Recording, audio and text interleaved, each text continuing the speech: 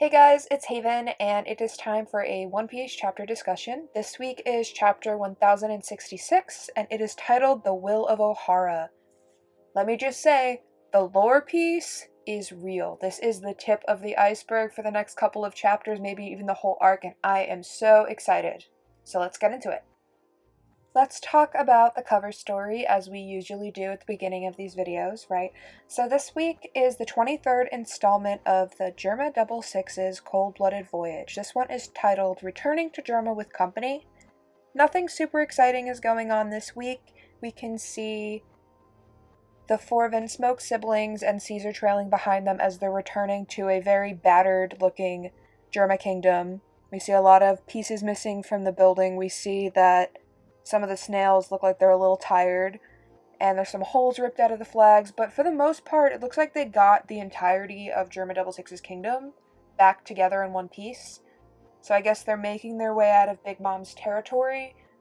Who knows what's going to happen in the next couple ones, because this one's kind of bland. Not that, we didn't need the update, but I feel like when we have ones like this where not much happens, we're gonna get something kind of bombshelly coming soon next, or at least within the next couple. I don't know if this is gonna be where we find out the status of Big Mom, or at least Big Mom's crew. Like I said, I think that the only tie-in that would really make sense would be Big Mom or Big Mom's crew. Anything else I would assume would be the start of a new cover series, but I guess we'll find out. We pick up the start of the chapter with Franky's group of the Straw Hats, and last time we left off, Shaka, who is the logic Vegapunk, he told them that Egghead is actually a city of the past, and that a futuristic city existed long ago, which means that One Piece is actually set in almost a post-apocalyptic timeline, maybe, or at least a post-war era. And we're kind of living through the consequences of that, right? A lot of this portion of the chapter is happening between Robin and Shaka, and this really made me start to think about how much information that Robin probably actually knows, because if you go back to when she was in Ohara, we know she spied on the other scholars quite a lot, so she was able to hear and see a lot of the things that they were studying, which was obviously the forbidden information about this ancient kingdom, right? And she might even know the name of the ancient kingdom, and Oda just might not want to tell us just yet, as well as different information about different artifacts and stuff. We don't actually know what information the scholars on Ohara have, and for all we know, Robin has a lot of the same information that Vegapunk has. Plus, Robin has also read several poneglyphs, and we haven't gotten, literal translations of what was on the poneglyphs. We know in Fishman Island that there was an apology to the people of Fishman Island saying that, Joy Boy was going to return, and, the promise with the Noah and whatnot, but a lot of the poneglyphs, we don't know what they've said. Only Robin has known what they've said, so that's probably going to be coming to light in flashbacks or in her saying, oh, when I was here, this is what I read here, this is what I learned here, and I'm sure Vegapunk will be able to fill in the gaps or build on to that. So that's kind of what I've been thinking, so let's actually talk about what happened in the chapter now. So what Shaka says is that he once knew a scholar that was researching this ancient kingdom and wanted to shed light on it, and that at some kind of excavation site or just a location of some sorts, there was this machinery that was found that dated back to the same era as this kingdom. And Robin is like, are you saying that this stuff was created during the Void Century? And Shaka's like, well, you tell me, which he's implying, I know you know a lot of information too. And then Nami is kind of like, wait, Robin, you know something about this? And the other Straw Hats that are with her also look a little confused. They're like, what's going on? And Shaka goes on to say that despite this probably being a painful memory for Robin, that when Ohara was destroyed 22 years ago by the Buster Call, that he was pretty sure that it happened because Ohara had discovered some of the secrets about this kingdom and its existence. He believes that the Void Century is actually the history of some kind of a conflict or war that happened between the 20 nations that we saw at the Reverie that formed the world government and then this futuristic ancient kingdom. And the world government, to make sure that it came out looking good and that there wouldn't be any kind of rebellion or any kind of lingering legacy of this civilization and ancient kingdom, they expunged every trace of it from history, which means that anybody who had ties to it wiped out. Any place that had ties to it wiped out. Any artifacts, any books, any kind of traces of this completely wiped out. After reading this section, I kind of had a couple thoughts, so I'm going to share some of those right now before we move on to the next part of the chapter.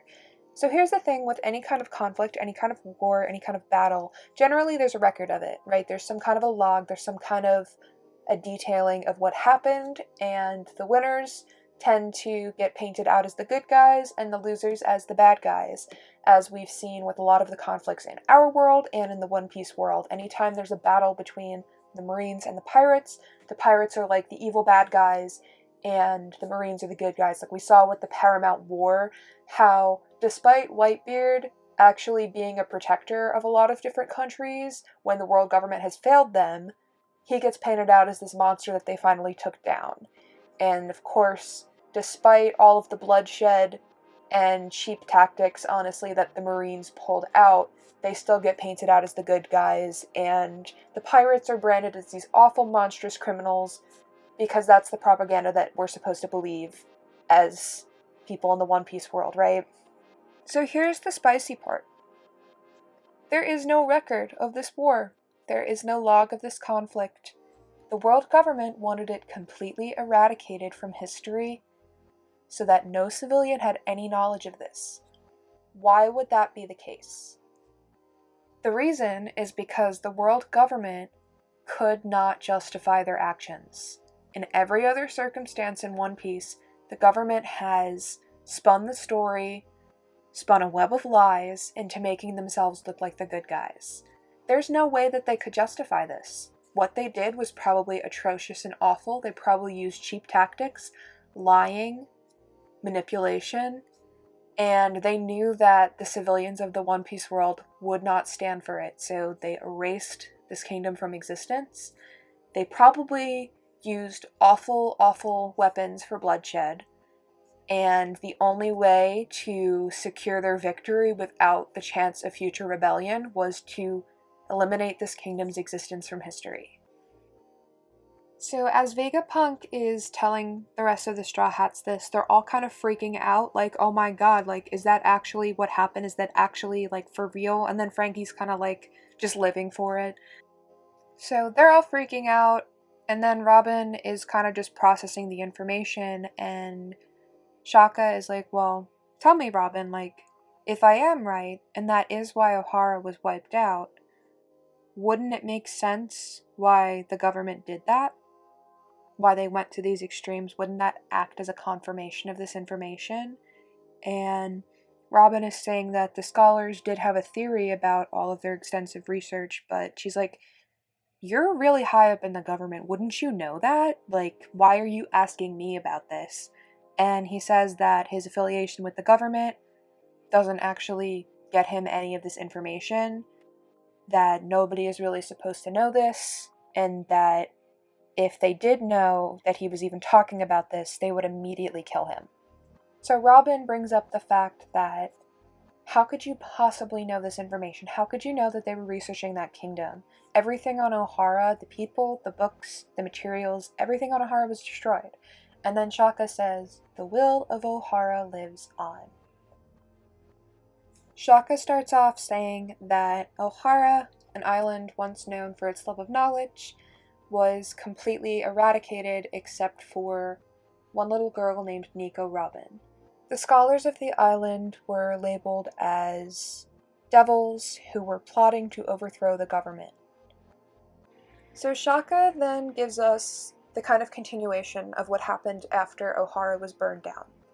He actually was friends with Professor Clover, which surprises Robin, and he went there to leave some flowers for his friend. And I think also to just kind of pay respects to the people of Ohara. He doesn't say that, but I would kind of make that assumption, seeing how he traveled all the way out there. And he says that Clover, his obsession with the Void Century fueled this like super adventurous lifestyle. He was actually arrested by the Marines at least 10 times and was known as the world's most famous archaeologist. Countless scholars came to Ohara to study with him because he was so world renowned, and it ended up becoming the Holy Land of Archaeology. So when Vegapunk finally arrives, he is very saddened, understandably, at the remains of Ohara. Even the Tree of Knowledge is completely destroyed, which we know the trees of Adam, Ohara had one of them, are these like super, super, super old ash trees. That is actually the same kind of tree that the Thousand Sunny is made out of. And when he goes to Ohara, he notices that there's like the lake at the center is completely filled with books and reference materials. And he realizes, he pieces this together, that the scholars, as they are getting killed and burnt to death, and, this awful massacre is happening, they're trying to preserve the knowledge. They are chucking all of the resource materials into the water in hopes that at least some of them can be saved. And he said that the Marines probably were too ignorant to understand that these books had value and left them, fortunately. And this means that Ohara, despite everybody being killed except for Robin, their will still lives on. We then get a couple of flashback panels between Robin and her mother, Nico Olvia, and she's saying that she still has a duty to see here, and we see the books getting thrown into the lake. We see Saul taking Robin away, and Nico Olvia is telling Robin that history is super important and that it needs to be preserved. And then it ends with Saul carrying Robin away. And then Robin starts crying, and I think it's really sweet that Franky gets upset that Robin's crying and is like, Vegapunk, why are you making Robin cry? Like, you better take these frickin' shoes off. Like, don't make her cry. Which I think is really sweet because I ship Franky and Robin a little bit. So we get another flashback right after, in which Vegapunk is staring at the lake, and at the lake are a bunch of giants scooping up all of the books in nets. And he's thinking, like, do they know how valuable these books are? Like, should I intervene? Like, what is going on here? And of course, we finally get the reveal we have been waiting for well over 1,000 chapters to see Dr. Vegapunk in the flesh. And of course, his character design is probably the most ridiculous one we've had in the entire One Piece series. So, let's talk about it. So we have, like, chopper eyes with the little, like, pretty eyelashes, this, like, goofy-ass tongue, and this huge, huge head that's like an upside-down bowling pin. Like, 10 out of 10, Oda. Like, you have truly outdone yourself with the wackiest design. 10 out of fucking 10. So while Vegapunk is standing there kind of thinking, we see a figure talking to him. It's been a while, Vegapunk. As usual, that head of yours makes you stand out. And then Vegapunk says, "Is that you, Dragon? What are you doing here?" And at this time, Dragon is 33 and Vegapunk is 43, which means that Vegapunk is only 65, which is not that old. Like, I feel like he's been portrayed as this, like, decrepit old man scientist, but, like, Garp is older than him, Rayleigh's older than him, so he's actually not decrepit. He is old, but he's not, like, decrepit old, you know? So Dragon says that he knew Clover, Vegapunk said that he knew him as well, and that he was once a bit of a hooligan that roamed the seas when he was younger, but all of this bullshit about him trying to destroy the world is just government propaganda. And this also is where we learn that before the Revolutionary Army, Dragon was head of the Freedom Fighters, which I would assume is in the same vein of the Revolutionary Army, just not the same scope. And Dragon asks him, "Are you worried about the giants? They're not scavengers. I just had a word with them." He says it seems like they're from Elbaf, and that they're fully aware of the value of the books. Dragon also says that their captain was this strange giant that was wrapped from head to toe in bandages. A giant captain said that Ohara had sacrificed itself for those treasures, and he couldn't let them be erased from history. Dragon then makes like a snide little comment to Vegapunk about him being like a government lapdog, and how he passed on joining the Freedom Fighters and he was sick to his stomach to hear about him working for the government. Vegapunk then, gets pretty offended and is like, "Don't be an idiot. Like, your operation was always really poor." And he's like, "I'm like a genius. I have all of these skills and intellect. Like, what's the point if I can't build anything?" And Vegapunk also says that the world government is huge and that there are actually a lot of people who can be reasoned with, especially in the Navy, and not to lose sight of the end goal, Dragon. So, obviously, Vegapunk still has a hand in the Revolutionary Army and its progress, and probably some of the resources that he has. Actually find out a lot about Dragon during the next couple of panels. So, Dragon actually was a pacifist. He really didn't like violence, he didn't like war, he didn't like any kind of fighting and conflict, but he was so enraged about what happened at Ohara that these scholars were brutally murdered along with all of these innocent people for just the slightest bit of questioning authority. And he says that despite him hating war, he wants to change the world.